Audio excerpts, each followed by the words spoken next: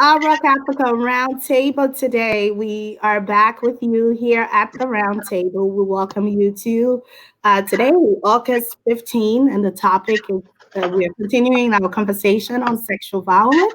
And we also are going to be touching on domestic or intimate partner violence as well. So I would like to welcome our great host of panelists, I should say, at the round table today. And we just go, as we normally do, around the table, introducing ourselves. Today, we have a new member at the round table today. So we will start off with her. So can you please introduce? We'll start with Jackie.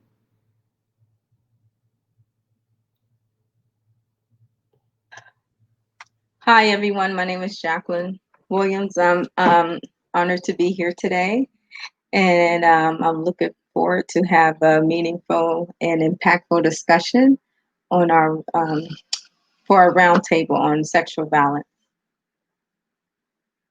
Thank you. Well, thank you. Thank you very much, Jackie. Welcome to the round table today. Jackie also serves as our PR at Kamiba Productions. So thank you so much for being on. And today, my co-moderator, as usual, is also here. So I'm going to turn it over to HJ. By now, you are familiar with us calling him HJ. So we're going to turn it over to him. Good afternoon, everybody. How you doing? My name is Harold John. I specialize in urban branding and marketing, and my company name is a Dreamers Group, and I'm honored to be here today. Thank you so much. So we will go right to Tiki and then Dr. Simmons and Wafame. Hello, good afternoon, everyone. Good afternoon, ladies and gents. I'm Tiki Danki Tundi, aka Quinty of the Euphoric Palace, where holistic treatment, holistic treatment, and self wholeness is promoted. Thank you. I am so excited for this conversation. Like totally.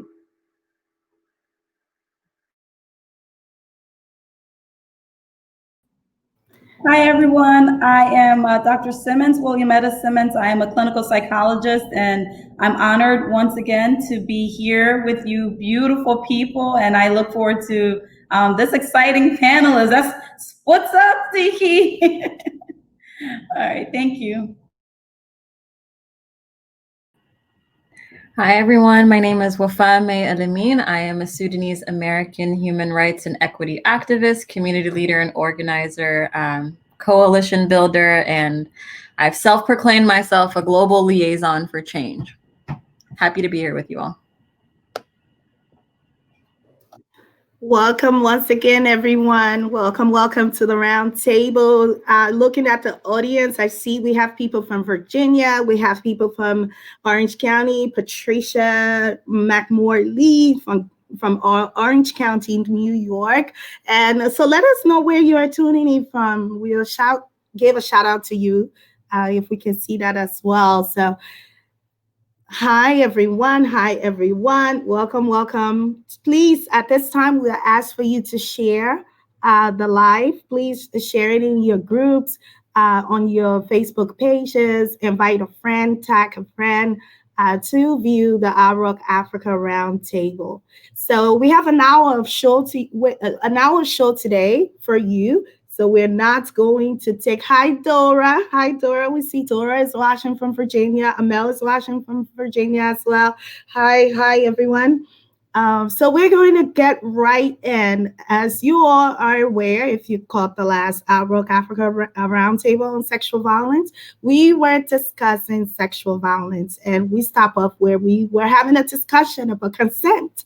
So we are going to pick up at that point today and start our conversation around there. For instance, there's such a confusion around what is consent. What is consent? What people consider consent. So we're just going to start with that conversation, describing consent and putting it in a framework for our audience. What is consent? And before we do that, shout out to my mommy and daddy. I just saw them tuning. Hi, Mom. Hi, Dad. So just open it to the floor. We're just gonna start with Dr. Simmons, and I'll follow up with Wafame and Tiki, and then come back up to Jackie, and then our co-moderator as well. Man, I was hoping to go. I'm still trying to get my brain together. I am not completely there. So I think when it comes to the issue of consent, the biggest thing that gets highlighted for me is the importance of recognizing and valuing the other person's no. So I know we're probably going to get into a little bit more depth around that, but consent really has to do with the person's ability to say yay or nay to whatever transaction is about to go down. In this case, a sexual encounter. We have lots of questions around, well, what if they say yeah, and in the middle they say no? No means no. I think we discussed this a little bit last time where we said no is a complete sentence. It's a period at the end. No is no, and it means like whatever we're engaging in, that is the point at which we stop. I do want to highlight just the fact that when it comes to consent, quite honestly, it varies a little bit from state to state, from place to place. But ultimately, the overall idea behind it is the importance of recognizing the value in what one is saying when they say, listen, I don't want to do this. They mean I do not want to do this. They're not playing or just bluffing so you can go some more for our Liberian audience.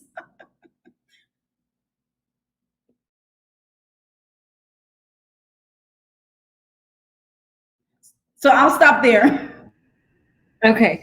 Yeah. So just building off of that, exactly spot on, Dr. Simmons, of just what you are and aren't comfortable with. I think consent really starts from in the topic of like sexual consent, but there's like simple consent is like having consensual friendships or something that you are or are not okay with, and setting those boundaries and making them known.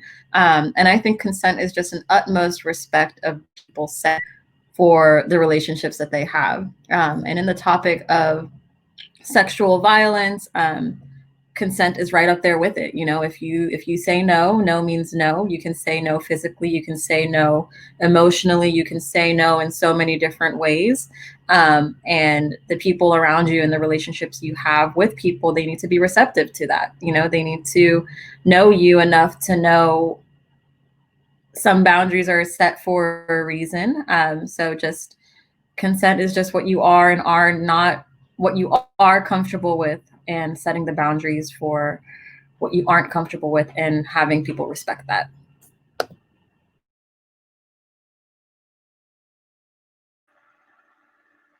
I couldn't have said anything any different than what the ladies have said. I just echo all your sentiments.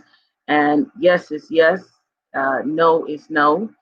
There's no implied yes. There's no, well, I thought she meant, or I thought he meant, because we have to include hims also in it. They may not report it as much, but they are also, no is no. We cannot assume that just because it's a him, they're going to like it. And you can use no is no on all, across the board, all genders. Yes is yes. When I say yes, and there's an agreement. I am not intoxicated. I am not under the influence of anything. Then I can give a verbal consent. Otherwise, no is no. It's that simple. If I may, yes, I really wanted to highlight something that Wafa May said. I really appreciate it. We often think about no in the context of verbally saying no. But I love what she just highlighted, and I thought it's worth underscoring the fact that no can be demonstrated not just in your words, but also in your body language, also in your emotionality, right? And a lot of times when we are stuck in situation, what that had me thinking of kind of like from a psychological perspective is how in the midst of trauma, sometimes we don't necessarily, our frontal lobe stops working. So we may not necessarily have the verbal words to say no, but we know within ourselves, like I'm going like this, or I'm tightening up certain things. That is still demonstrating a no. So sometimes people will say, well, she didn't say to me, and oh, no verbally, but in essence, no can be demonstrated in different ways. And I really wanted to just kind of put an asterisk and a highlight on that particular point, because it's an important piece of information for us to remember and know.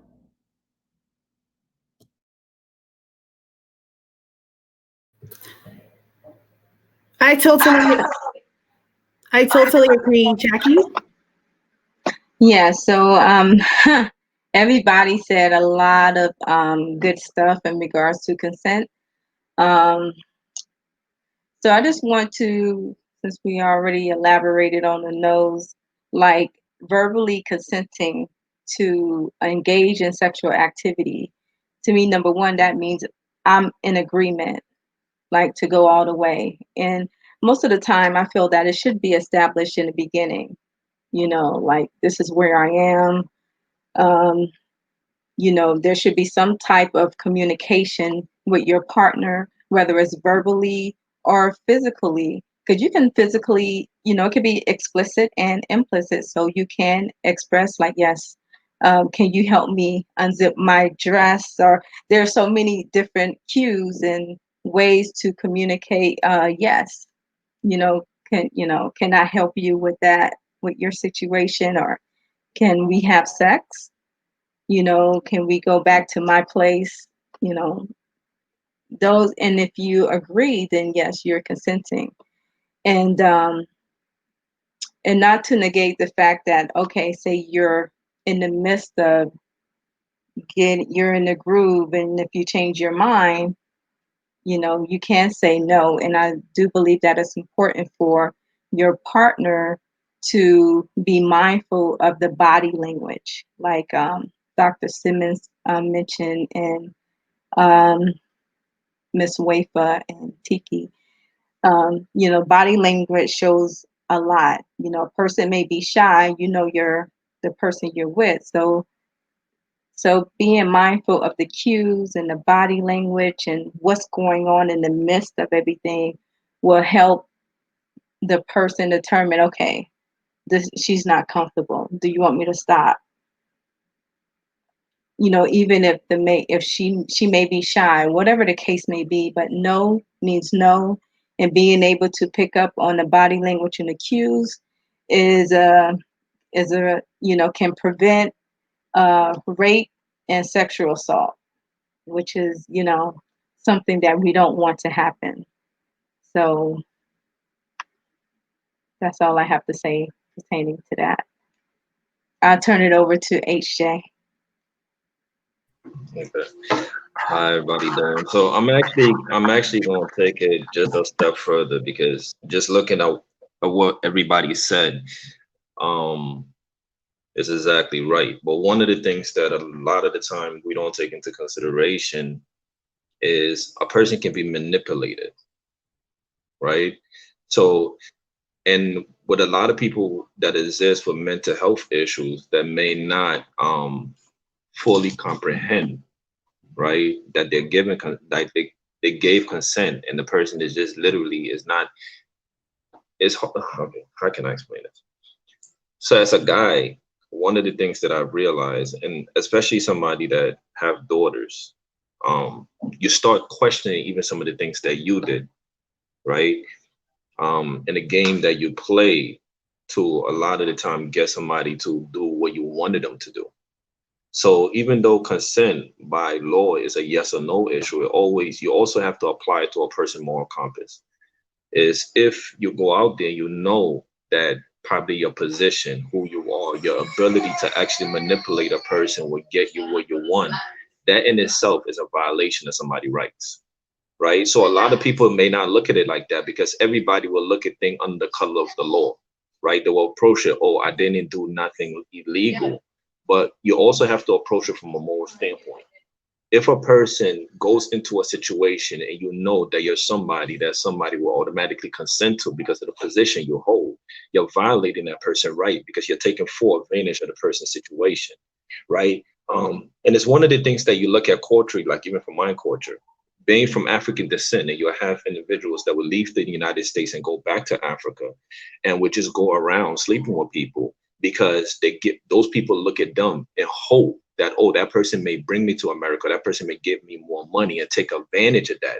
Yes, the person consented because of the hope that you provided for them, but you knew that and you took advantage of them. So in a sense, sexual abuse and the yes and no concept is very complex.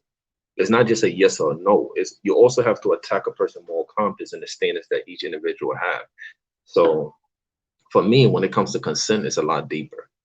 And even though there's the letter of the law, there's also the morals that an individual must place and make sure that they don't take advantage of people. And you know that in our culture that happens a lot. So you could go ahead, yeah. Yeah, well, let's just go there because this is something that is so rampant.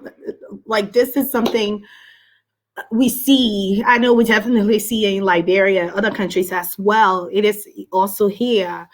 We see it globally where people use their influence, or yeah, Jackie rightfully said on the side, power and influence.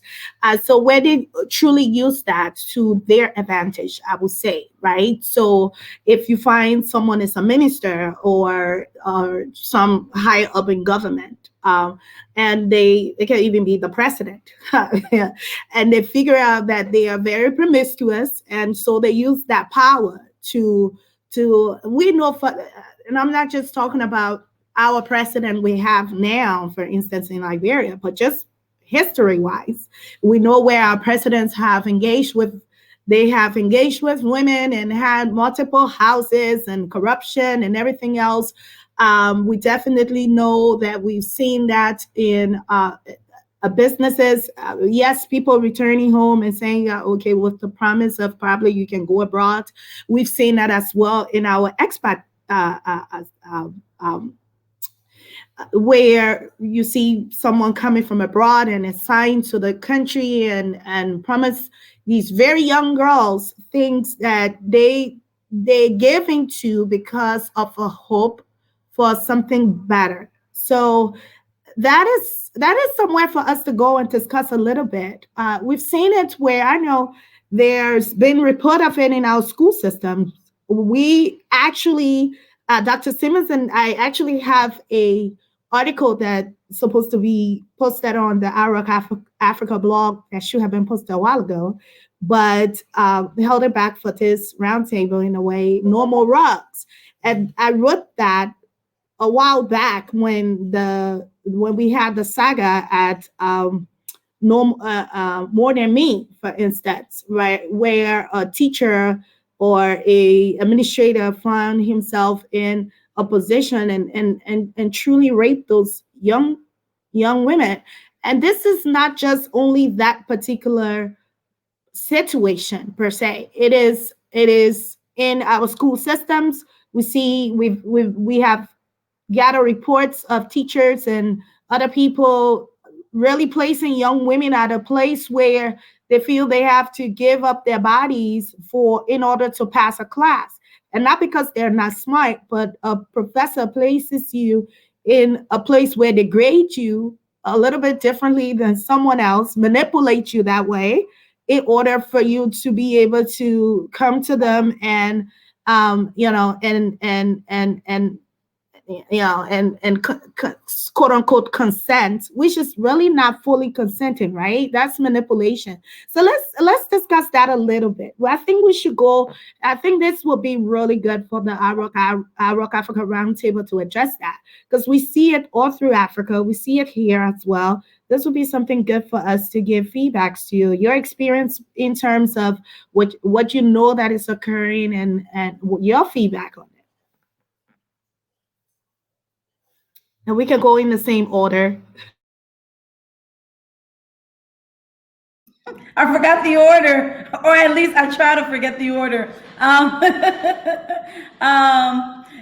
oh my goodness, this is such a heavy one. So let's see, where do we start? The issue of manipulation is huge in every sphere that we can think about. Both here and really ultimately throughout the world, right? As you rightfully mentioned, I remember that More Than Me, how stirred up. It just didn't sit well with us at all, and just it's just too much. I can't even go back to that particular issue. But we see that in the workplace. We see that in religious institutions, and as a leader in the church, that's a little scary thing to say, but we see that there. We see that at schools with teachers. And I forgot who mentioned how, we have some people, I think maybe it was HJ, how people would leave the States and go back home. And, I had someone who will not be named say, yeah, I see I can go there, I can enjoy myself at church, and they can come 2, 3, 4, 5, any amount you want a debt. And it's just like, really? And this is someone who's married. So, like, just the mere fact that you hold a certain amount of prestige because you're coming from the States already put you in the position where you can easily manipulate others. And so they are on the surface consenting, but below the surface, they're consenting under a disguise because you are presenting a facade to them that, I think, like AJ rightfully said, okay, I'm consenting to do this thing, maybe with the hope of you giving me money, because I can feed my family today, maybe with the hope of you taking me to the States. And so people have, Jackie said this in our little chat, like it's about power and influence. And I think that I spot on. There's in the domestic violence world, and we'll talk about violence, they have like the power and influence wheel. And it's such a huge thing because it looks at different ways in which that level of manipulation and power can be played with, whether it's through, like emotionally people are affected, or whether it's through intimidation. But ultimately, I think the point here is that it is rampant, it is an issue, and that we can't take that element for granted. So I'll stop talking and allow someone else to jump in. Yeah, those are great points. I think what you hit on in particular, something that I want to add too, is that you see it in all different places, right? You see it in the workplace, you see it in the church, you see it in schools, you see it in different industries and sectors.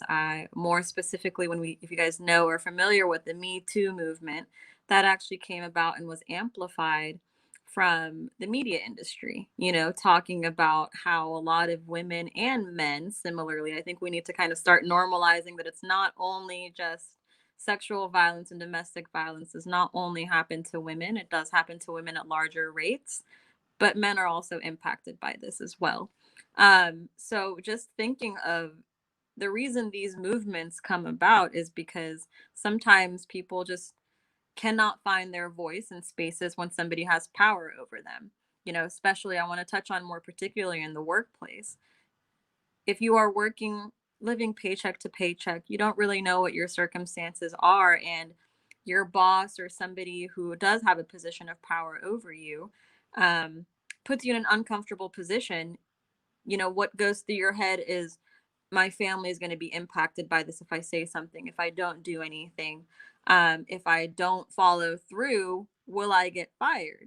That's a very scary thought. So really, I think is holding people who are in positions of power accountable, um, to treat people with just like the utmost decency and respect is like first and foremost, right? And I think that ties directly into the idea and concept of consent, sorry.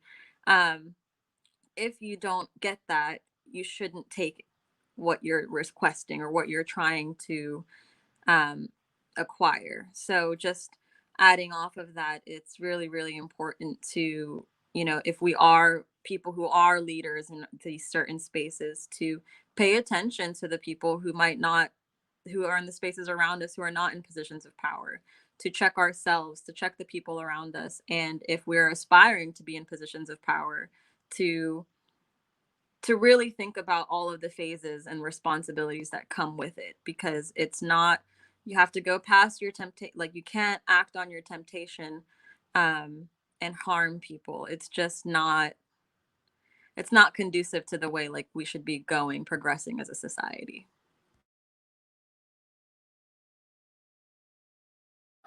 I am also going to follow suit. Fabulous job, ladies. The idea of um, power and influence can be very intimidating, and casts this shadow over you when people are in a position of disadvantage and they're in a position of actually, let me digress. The science would tell you that the brain does not fully develop till about age what, 21, 22. So all these people that are 25, thank you, Doc. Praise the Lord. If your mind is not fully developed, how do you give consent? So we find that in a society where everything in a world now is globally, it's not only in America, but since we are here, we see it in the media, and it is hyper, everything has been hypersexualized. How will we do, and how do we function in a society where everything has been hypersexualized? We see women doing ridiculous things for attention and or to be liked or to fit in, and walking around damn near naked in order to fit into the idea of what beauty is, or wanting to be liked, or fitting in with a particular group. So if that's the way we are training our children to grow, the Bible says when you raise up a child, train them in a way that when they grow, they will not depart from it. However, if we are training our young generation that this is what beauty is supposed to be, this is how you have to do to be in order to be liked, to get a job, then what kind of society are we raising? This one here tells me that there is no God, because if you have God in you, I am always going to go to that route. If you have God in you, you would know, you would learn to understand. It also says that love is the greatest of all gifts. If you do nothing else, oh, everybody love, oh, no man, nothing but love. But then if we all love, how is it that we can say, I love you, and then commit such acts of violence, such acts of such horrendous acts? How does a grown 50-year-old man slay with a 13, 14-year-old child? How is that possible? You look at such disgracefulness, and that child could be your grandbaby, and it is okay. And some of us want to dismiss it as, oh, that's just men. Lie. If you do not have control of yourself, you do not have control of anything. You're like a savage. They've opened up the cage for a lion to just run wild in the field, and that's what we are consenting. Oh, it's just male behavior. Oh, it's just, they were under the influence. It gives you no excuse. I would give nobody a pass for such a behavior. On top of that, we have people in power. Yes, because of your power, because of your wealth, because of your influence, you feel that you can do any and everything, and you're untouchable. That's the one. We see our president's council is getting persecuted, and now he wants to write a book because he was facilitating all these kinds of behaviors to people of power, wealth, and influence, and it makes it okay. Whose daughter was that they were using? Whose wife or sister was that they're doing? We don't want to talk about this thing because, oh, it's so painful, it's so this, we don't want to condemn. Even in the church it is happening. How do you be a leader to me, leading me into God's house, when you are condoning such behavior in your parish? It That's why when you see Jesus, if you watch the book of John, the book of Mark, whatever, physically see how Jesus dismantled when they were selling in the church. The things that they were doing then is what is happening, and the church is allowing or condoning that. If we don't stand up to disregard, to dismiss, to rebuke such behavior and such things that are happening in our world, it says that we are giving allowance for them, we are condoning them, and then our children grow up in this kind of environment. God forbid. God forbid.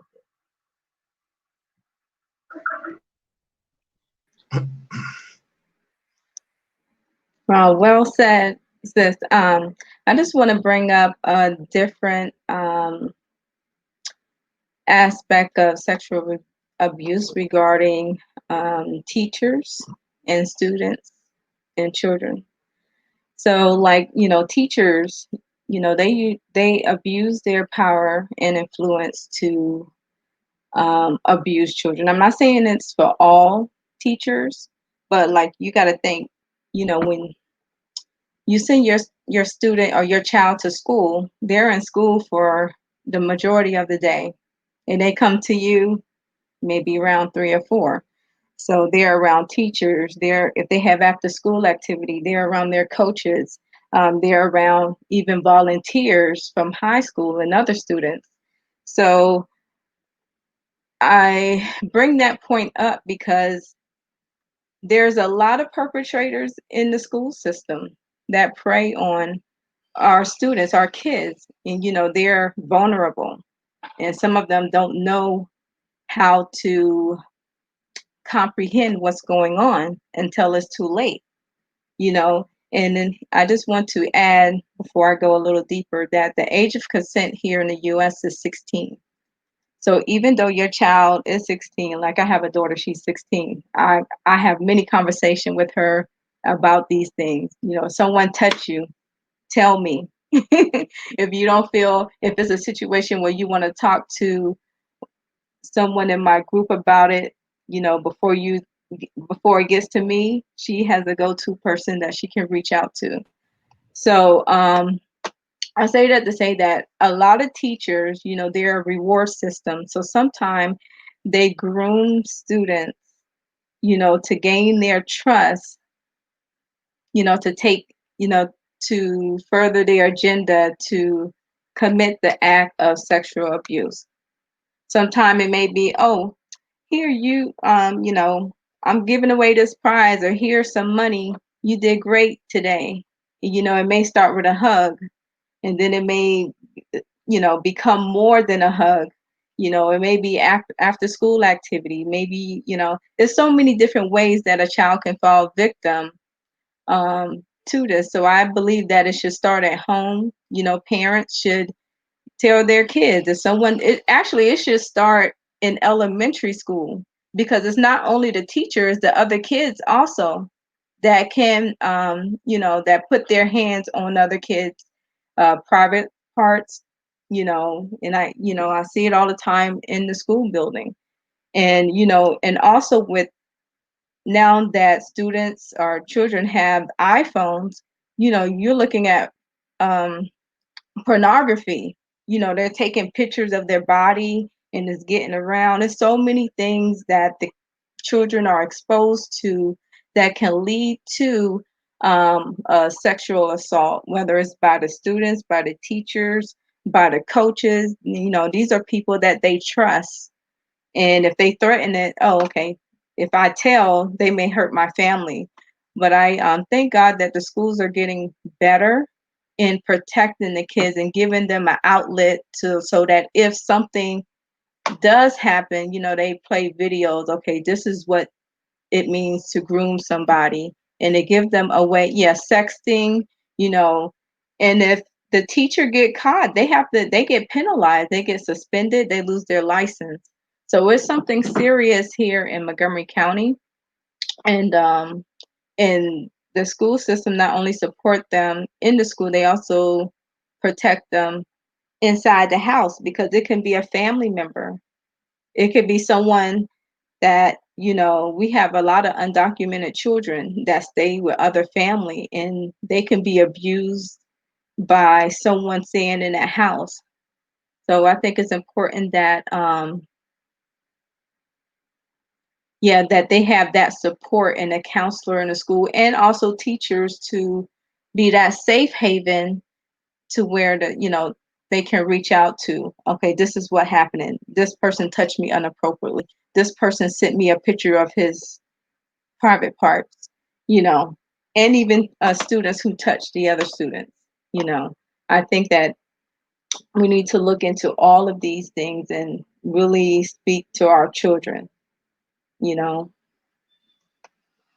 whether it's school, work, home, visiting another family member, etc. So true. Before Ishia comes in, real quick, I don't know. I know we share, and I know there's a little feedback, so we may have to mute. But I know we share about what I say. We have shared about excuse me, but what was it? It was a video. It was a video. It was a video we had shared in the roundtable, in our roundtable messaging, about a girl who was literally groomed by her father, and ended up being he ended up molesting her for all that time. And the mom knew something was wrong. The mom was not with the father. The mom had actually been a victim in a way by the father.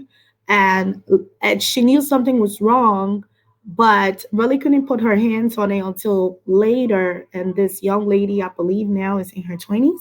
And I don't know if everyone got to see that video, but he groomed her from age 16 for maybe like a year or two. I believe it said 2 years in the video. I don't know if all of us saw the video.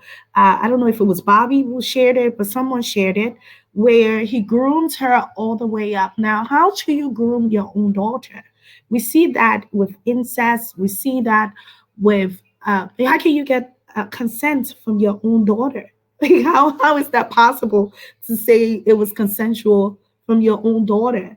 And before we go to HJ, Jackie has just said even family members or your school setting, coaches, and so forth. These are conversations we need to start having with young children at a very young age. That no matter if the child might not even be comfortable with calling a particular body part yet, that's fine. Let them give that body part whatever names they want to. There are studies that are saying that it's better for them to call that body part a particular name and you teach them about it versus just saying, oh, you know what, they don't want to call their private what it is now, so which is it's not time to discuss this. Well, let your little girl name the private. Like my mom, for instance, she knew we weren't comfortable with calling certain parts. She would say, okay, this one, what do you want to call it? We called this one little girl, right? And I said, okay. So it was fine for me to talk to her and say, mommy, little girl. And she'll say, okay, watch the little girl, excuse the explicit, but that was her way of making us a nature of it. But that was the way of making her making us comfortable with that. And she would say, okay, if you went over somewhere, which we hardly did, to be honest, because that was something that she just didn't want. And like even at that, did someone touch your little girl? No, no, nobody touched my little girl. But until we were younger and we weren't comfortable with calling it vagina or whatever else, she found a way to still have that discussion about our breast and when we started having breasts and so forth. So Jackie, you raised a really good point of teaching people at a young age what their body is and that their body is that sanctuary and nobody should have the right to take advantage of it, because you have people in power who come on and manipulate, going back to the power conversation and connecting that, and there's no impunity. We have right now in Liberia where women rights leaders are advocating for certain people to be brought to justice from our what we will call our Senate, Congress, or whatever, or various government officials do it rampantly without no. They're not brought to justice, and even if someone speak up, like the little girl that we've been sharing or reading stories about, the honorable is still not persecuted yet. Although there's a situation that has been brought up, is how many? It's I lost count on the years now. I don't know if it's 2 years or 1 year, but definitely I came across the story last year. So this is something that we should really be discussing and being discussing with our children at a young age, because perpetrators are out there. We cannot negate the fact that they are, they are there. We have to start training our kids at home to understand what sexual violence is, so that way they can be able to at least uh, protect themselves. And in manners, if they cannot protect themselves, they will be able to at least articulate what had happened to them. So just wanted to add that portion of the grooming. How can you groom your own daughter? How can you say your daughter gave you consent? How is that possible? There are people who live with, I know there was a story when I was in Virginia, there was a story of a uncle or uncle-in-law or whatever else who raped a young lady. How can you rape your own niece, right? And call it consensual sex? That is not consensual sex. So just turn it over to HJ. Yeah, so I'm gonna probably attack it from a whole different perspective. Um, So just to start, like one of the things is like for me, for instance, I'm not the example of a what you'll consider one of those good guys. Um, I literally am now honestly learning to be one of those good guys, right? See, one of the issues is that when it comes to anything, regardless what it is understanding what you're dealing with to be able to address it, right? So what happened a lot of the times, if you want to address sexual violence, you got to know how to look at it, how to understand it, and how to get the victim ready to be able to handle what's going to happen to them, right? So there's a there's a things that I try to educate my kids about is if you see a lion out the door, you're going to be scared to go outside because the lion's out the door, right? So we already know that the need to be gratified is one of the highest needs there is. There's hunger, there's love, and then there's that need to be gratified. So most individuals don't know how to control that need. A person will gratify themselves and don't even care about their life half of the time. That's what you have when you look at drug addicts. A lot of drug addicts would take drugs because of how it make them feel, right? And it's the same thing when it comes to individuals that engage in that activity. It's their need to be gratified. So if they know what's out there, they know how to protect themselves, right? So it's like if somebody know the law, they know what they're going to get in trouble with, how they're going to get in trouble, because those things are written in stone. They know how to carry themselves so they can't be seen. So at the same token, it's like when you look at sexual violence, you look at sexual abuse, you look at parents that take advantage of their kids, family members that take advantage of their kids. Individuals need to be a person in power. Um, it just comes down to one simple fact is how do you prepare those that are going out in the world to have the necessary tools to be able to identify and protect themselves, right? So when you now do that is looking at it as how do you come up with the ABCs? How do you talk, especially when you have a kid? How do you talk to your kid to prepare your kid to go out there and be able to identify when they're being taken advantage of? Because a lot of the time they won't realize it until it's too late. Because as parents, what a lot of the time parents don't have those conversations, right? It's like a person will go to work and learn the system on how to conduct themselves to be the best worker possible, but they don't do the same as home to be the best parent possible. If you're in a house, your job as a parent is to be a protector of your kids. So therefore, you have to always gain the necessary tool to protect your kids. A lot of the time, being in the US, we get carried away because we're trying to stay afloat. So our head is always, we're trying to keep our head above water. So we're inattentive to a lot of things. So even the simple thing of having a conversation where is you're making your kids feel comfortable that it can come to you and talk to you about like anything.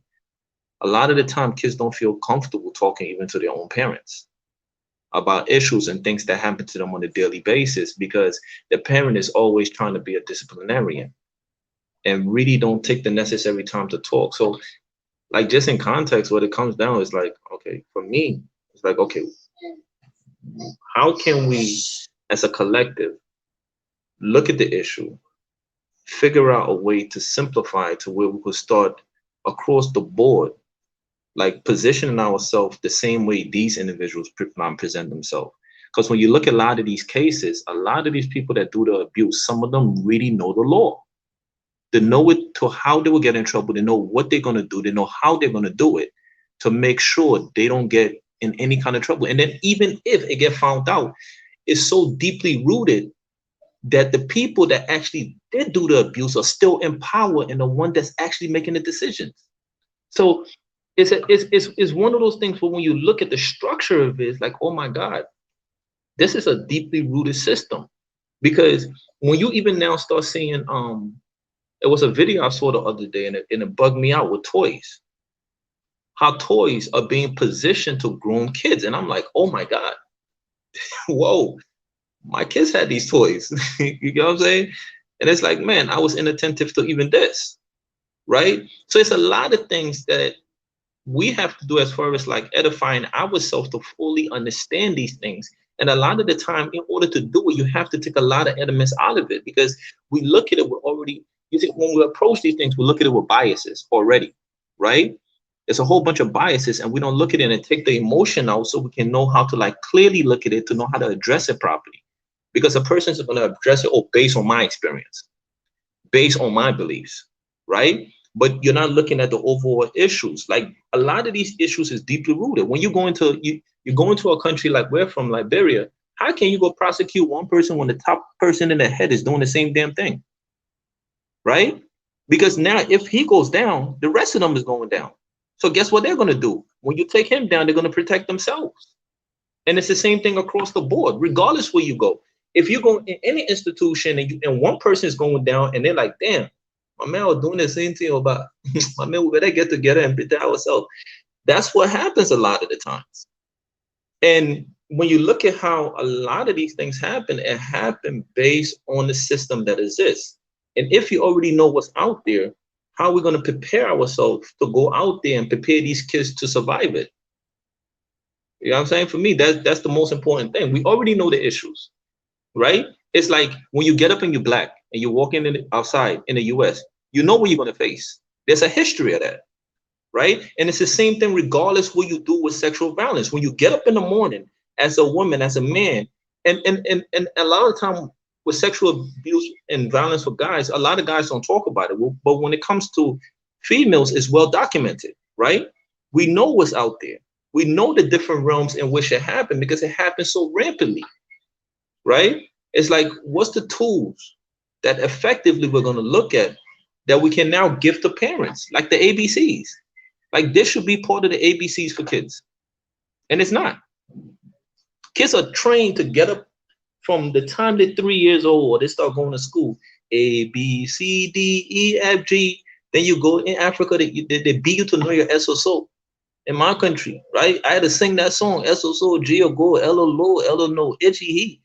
But nowhere within that point do they teach you to prepare yourself for what's going to happen to you out there. Like me as a man, like it's now I'm there, I'm 40 and now I'm learning to question myself for all the hopodroness I did. Like my man, was you right? You know what I'm saying? You were just laying with everybody, bro. It had a leg, I was going there. But the point is that I'm trying to make is like, even for me, it's at this age, I'm questioning half of the nonsense I did. I'm far from a shiny example of a good dude. Is now I'm trying to be that good dude because I'm trying to be the best version of a father that I can be. I'm trying to be the best protector of my daughters that I can be. And I had to sit back and question myself on everything that I did. You see this? Let me see this. Get down, man. I'm telling you, this thing staying home, it don't work. This whole life thing, you see, pandemic really messing people up. Cat jumping on my back and everything. But on some serious stuff, like it's like even for me, looking at even my history and looking at everything when it comes to sexual abuse, it started to where we have to make it to where it's like the ABC, and it's not. Until we get to that point, it's going to keep on happening. No, it's going to keep on happening. That's what I believe. We have to make it to where it becomes the same way we teach the ABCs, the same way we teach the 1, 2, 3, and it's embedded within the person, right? I don't care what you do. You say ABC after you teach it to a kid, they recite it right back to you. Sometimes they know how to say the ABC, they don't know how to write it. But when it comes to sexual education, sexual rights, for them to understand that value as a man, as a woman, that's not taught to us. We learn that through experience. And a lot of the time, that's why when you look at our society, it is the way that it is. We're not properly taught. So as parents, right? And anybody, regardless you have a kid, you don't have a kid, you're a parent, right? We have to be the ones that prepare these kids to be better than us. And it took me to realize that for me to even become a better man, that in order for me to change the chain, I have to become a better person. And I just started, honestly. So you can go, yeah. Thank you so much, Dr. Simmons. All right, so that was beautifully done. A lot to consume. I'm just reflecting on how quickly time goes by. So we wanted to talk a little bit about domestic violence, right? And kind of looking at the intersection of the two. So typically when we think of domestic violence, and the most simplest definition of domestic violence, sometimes you'll see it as interpersonal or intimate partner violence is basically a pattern of behavior used by one partner to maintain power and control over another person in an intimate relationship. It doesn't always look physical. That sometimes it involves physical, but it also involves sexual violence. Okay, and oftentimes what you'll see in these situations is that there's just yeah it's almost three. Oftentimes what you'll see in this particular situation is that people manipulate in so many different ways, right? And so sometimes it's in the form of maybe trying to use coercion or threats towards someone. Other times it's basically trying to the best of their ability to kind of use like emotional abuse. Maybe they're not beating you up, but they're saying things that aren't so kind to you that still cuts deep. Sometimes those emotional wounds are a lot deeper than than the physical wound. Quite honestly, they stick with you. So there are different ways, and I don't want to do this a disservice. We're supposed to be wrapping up, but when we think of domestic violence with one person trying to take advantage of the other person, there is a point where that sexual violence comes into play also. A really difficult conversation that always comes up is consent needed in a marriage? That's a hot topic.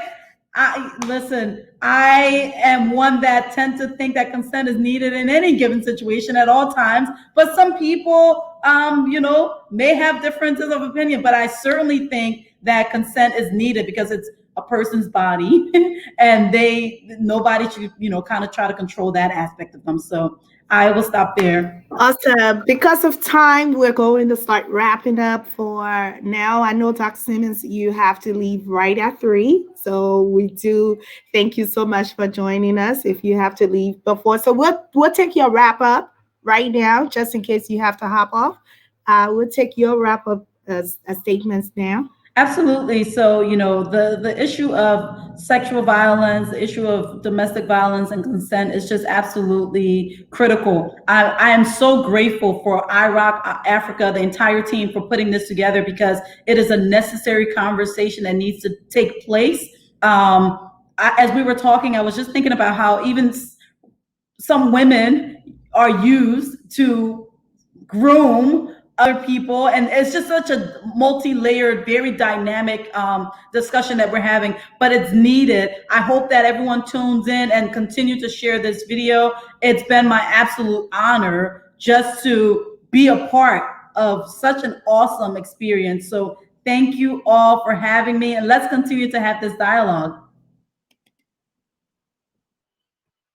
We definitely will. Thank you for joining the roundtable.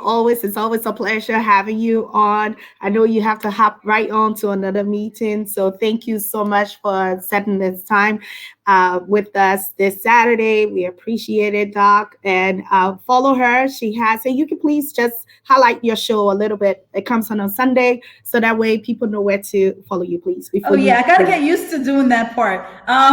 This is where Jackie comes in, PR people. I'm like, oh, I have a thing.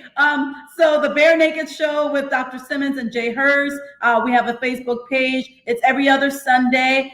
We come on at 7 o'clock every other Sunday. And right now we're in the midst. Actually, tomorrow we'll be having a conversation about being caught in the middle.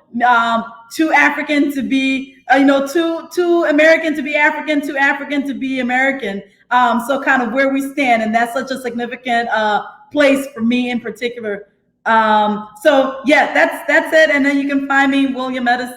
My whole name, I think, is on Facebook. I really need to get my life together. It's like Williametta Sweetie Simmons. So you can find me there. But again, it was such a pleasure. Thank you, guys. I really enjoy you all. Thank you so much. Thank you very, very much. It was good being at the table with you today. Thank you. So going on to some of the comments real quick, we asked for questions. If you do have any questions, I haven't seen questions, but we've been highlighting your views at the bottom of the page. So we had several comments that just thought-provoking comments, and we've been highlighting them. So hopefully you've seen your comments come on as we discuss. Like this comment is from it's the dear sister, and it says, watching, and she says, any conversation which starts with "this is our secret, don't tell your parents," let them know that it's how they should start feeling violated. This is something that your children need to know. There are no secrets, right? There are no secrets. When I was growing up, I was told your only secret partner right now, us right here. So there are no secrets. So we need to be able to really teach our children that one concept, and it's a very important one as well. I don't see any other questions per se. We've been highlighting most of the comments. One is from Patricia, and she says, thank you so much, panel, I really enjoyed the conversation. So thank you all for watching as well. So at this time, we're just going to go around the table and wrap up for you, and we'll start with Wafame.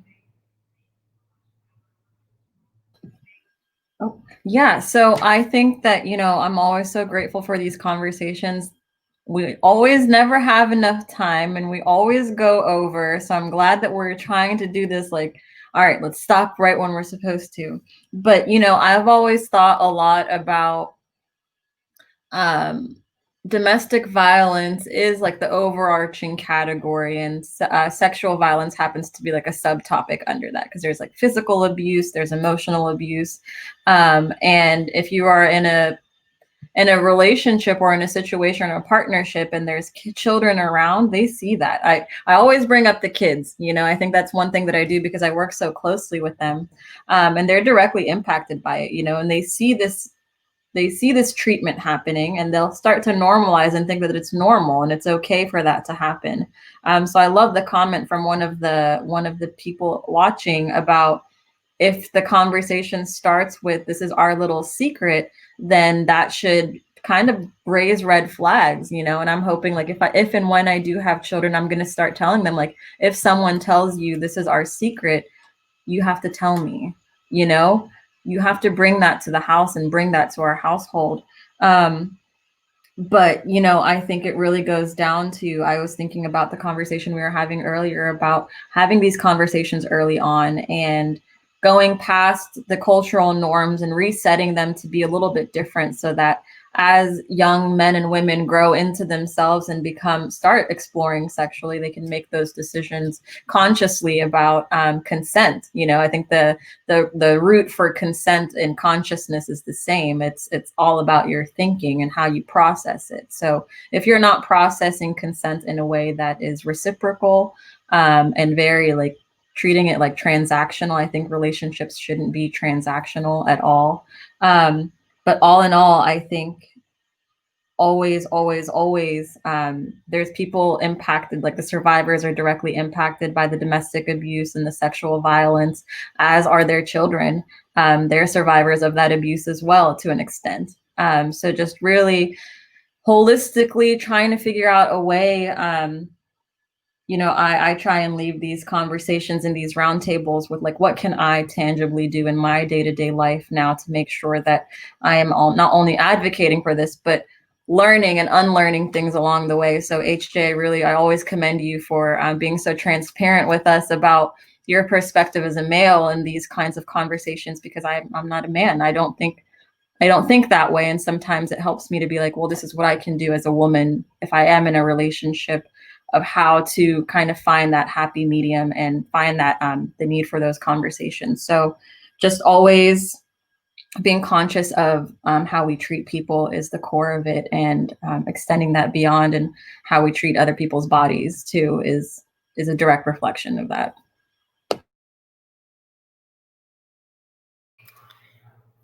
Thanks so much, Tiki. Um, I'll just go ahead and continue on what Ms. Wakame and Doc were saying. Actually, when we were talking, I was making some notes, and you guys basically took all my points. Hello. The idea of sexual violence including not only sexual assault, but there's emotional, there's psychological, there's physical, there's the instances where you see narcissists, and I wanted to bring forth the point that violence is not is it may have been highlighted, it may be highlighted in women, but men also experience this. Little boys also experience this, and when hurt people, that phrase there, when we do this to our children, boys and girls, they tend up to or grow up to be violators themselves, sexual abusers, emotional, psychological, and physical abusers themselves. So charity really begins at home. If we are not training our future, what is right now, the probability that the future would be completely jacked up is great. And as we are looking as the way things are going, it makes me really fearful. However, Dr. Williametta had brought up a point. I think we're definitely going to have another conversation on this here, Ms. Yeto, and on the idea of, is consent really needed in marriage? That's a topic that I probably stand out, take another viewpoint on. In my perspective, in my belief, not really, because when consent is not needed in marriage, because the Bible says to me, when a man and woman come together, they are one.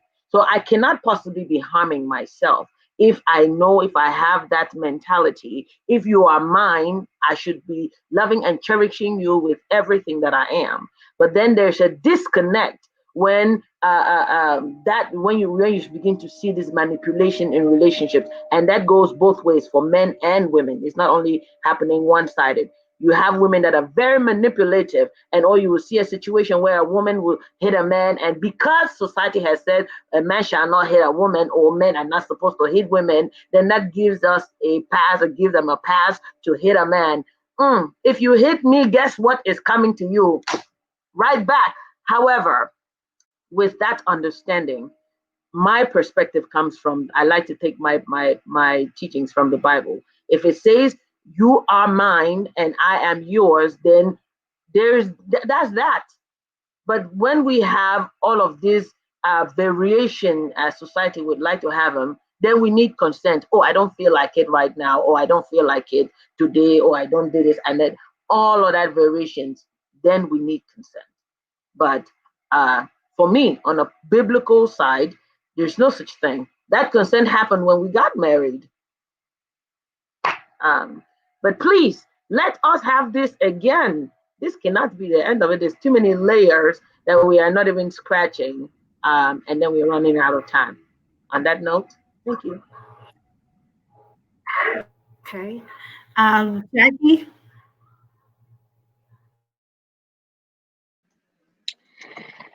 Whew, a lot has been said. I guess to piggyback in regards to sexual abuse, sexual assault, let your no be no and yes be yes. And I think that women and men should avoid putting themselves in certain situations if they know that, okay, it doesn't feel right. Lean into your instincts and discernment to find, to help you navigate through certain things. If it doesn't feel right, stay home. But that's just to add to the point in regards to the sexual abuse. Like the word said, let your no be no, let your yes be yes. And God always have a way of escape for you.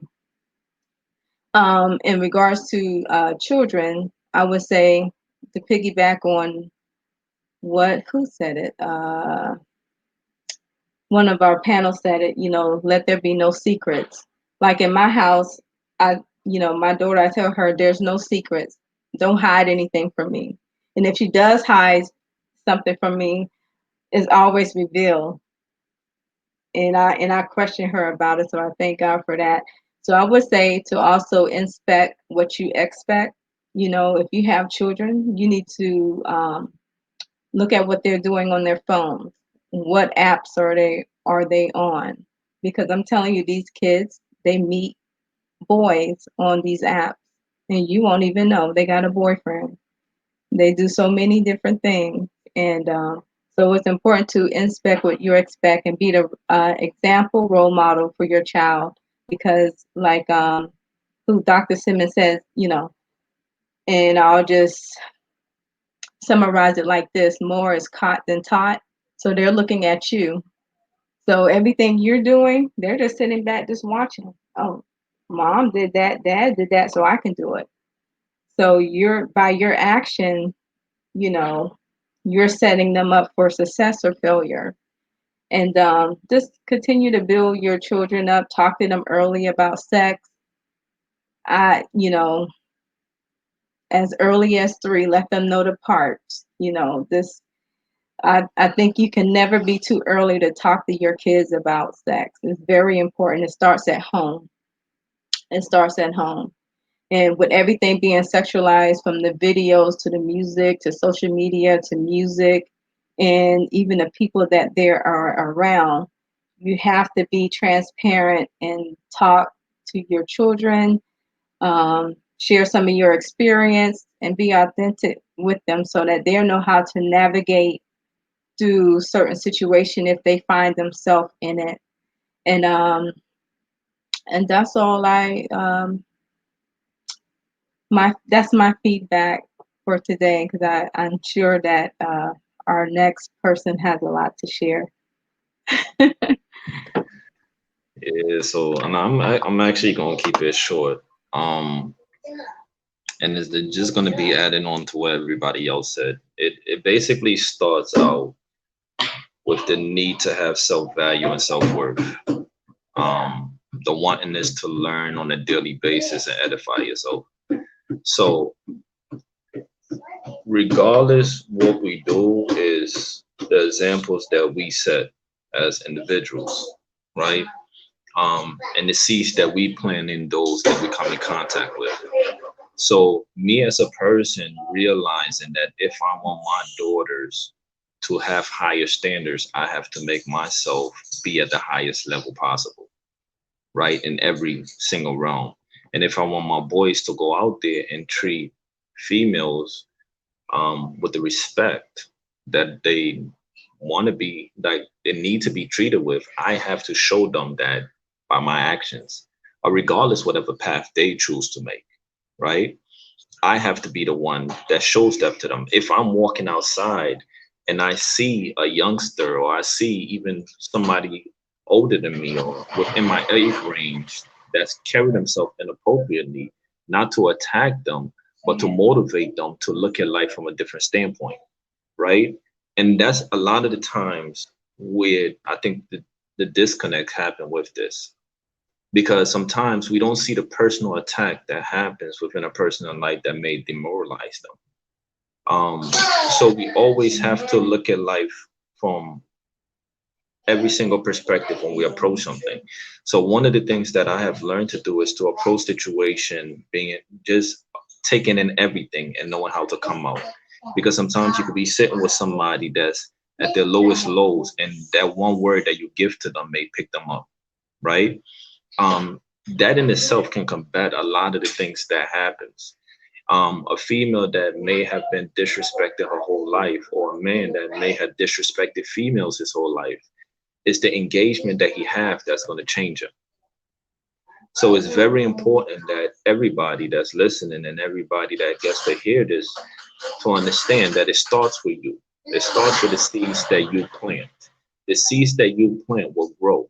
Even if it's you influencing one person and changing that person's standpoint, that person's self-value, that person needs to self-govern, will allow that person to be able to teach more people. And once you approach it like that, like the amount of change that's going to happen is priceless, especially with all of the tools that exist within our society today with social media. So word of mouth differs now, and it will extend so much further. So that's what I'm going to leave with is us, everybody that's watching this, anybody that come in contact with this, realize that it starts with you. Approach everybody and don't judge them. Yes, you may go out there and you may see somebody that is not respecting themselves, but there's a reason for that. And how you treat them may change them. And a lot of the times we don't see that. A lot of the times we judge without understanding. And that's one of the things that have to stop, the judgment, before fully understanding a person's situation. Allow yourself to engage with people and not judge people based on your experience, right? Your belief, or what you think you hold dear, because that person don't hold that same values. And if now you exemplify whatever grace exists within you, that may be the changing factor to that person. So it's very important that it starts from us. Very important.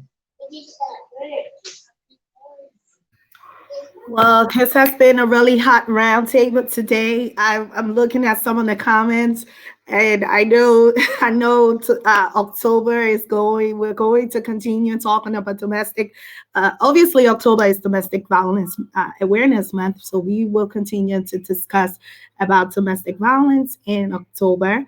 However, for September, we're going to be celebrating African Heritage Month, and so we will have a weekly roundtable with different panelists discussing our culture, looking on the positive side of things, celebrating the African culture as well. So stay tuned. We have a lot of surprises. Follow us at Outlook Africa here on the Facebook. If you haven't like.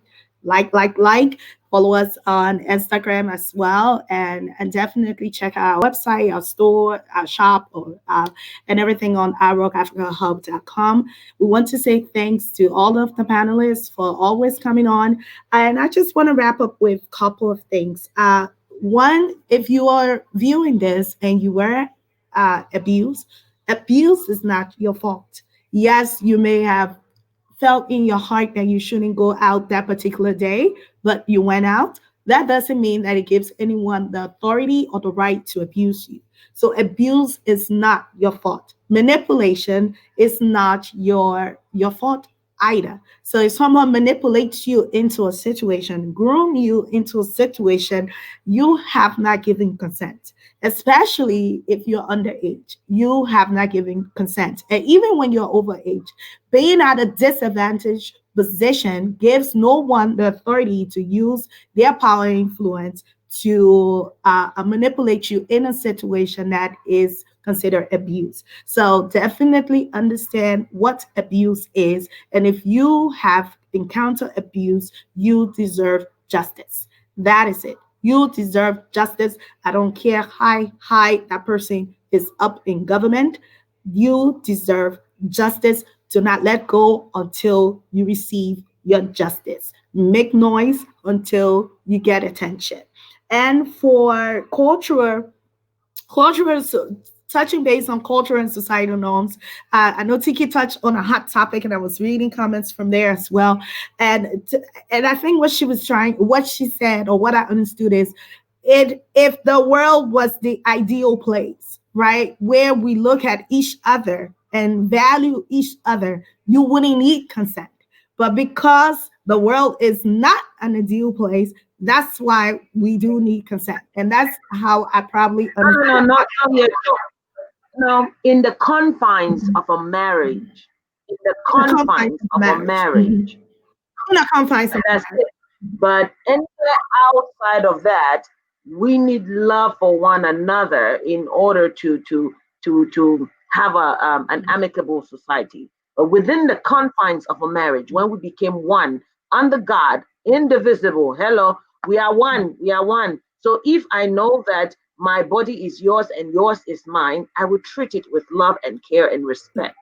There should be no consent needed in these confines here. And I was Everything else, you should be a normal, good human I'll being. clarify Mm. that. She's saying in the confines of marriage. And what I'm trying to say, that brought up a lot of hot topics in the comments. So we are definitely I going to imagine visit so. that in the month of October and have that discussion. So correction, in the confines of marriage, we're going to visit that whether you agree or disagree. We're going to come back in October and have that. And yes, if the world was perfect in the confines of marriage, possibly, but we know there are so many other things. So we're going to be back at the table in October with that. So please stay tuned, and I look forward to having some of you on the round table as well in October.